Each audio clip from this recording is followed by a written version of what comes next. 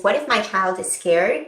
What if I'm scared that my child will not do X, Y, and Z, and this makes me really anxious, and I feel like there's a need to step in and support them, right? So you're stepping in an anxious way. Let's be mindful of that.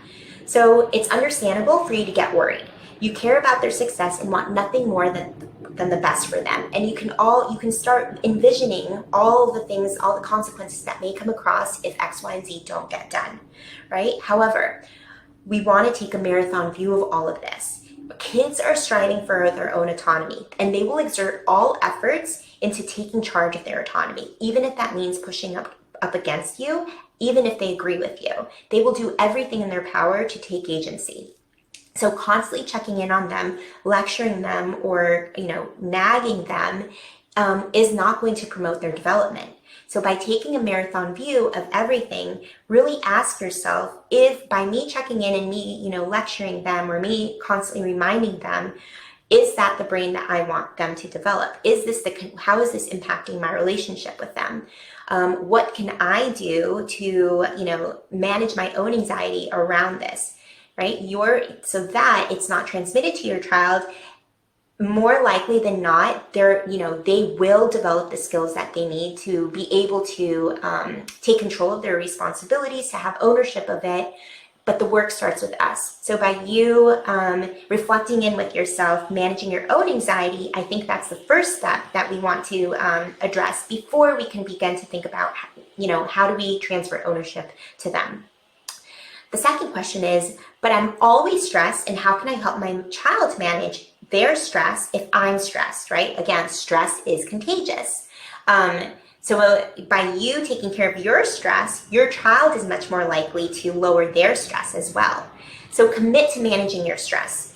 Think about, you can't help someone if you are dysregulated yourself, right? And if you don't have ways of managing your stress, how is your child going to learn ways to manage their own stress? We really want for you to model healthy ways of managing stress. So the best thing you can do is to take care of yourself to raise a happy and resilient child. Identify common stressors. What's stressing you out at home? What's stressing you out for work? Ask for help. Again, this is a beautiful way for us to model vulnerability and asking for help for our children so that our children can do the same.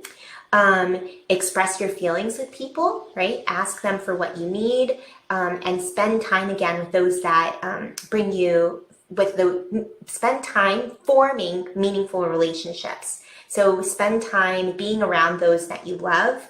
That's going to have a cascading effect into many areas of your life. So sometimes, even I do this where, I'm in the zone and I'm working, and I don't have, quote unquote, have the time to call my friends, to respond to their texts until the late evening.